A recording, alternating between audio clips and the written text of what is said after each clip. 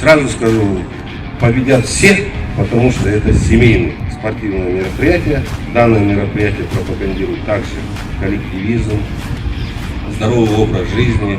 Заодно познакомитесь с семьями, с сотрудниками между собой. Желаю всем удачи!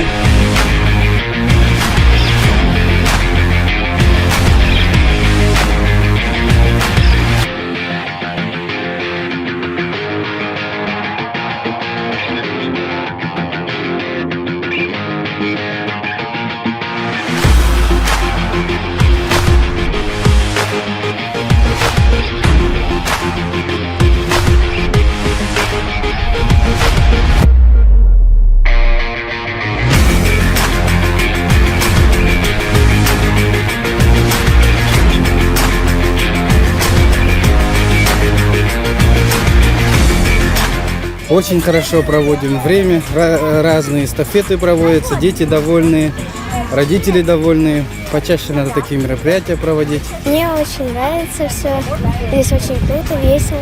Спасибо, то, что нас всех собрали, и мы соревновались друг с другом, с нашими коллегами, с друзьями. Младшие говорят, мы за победой хотим победить.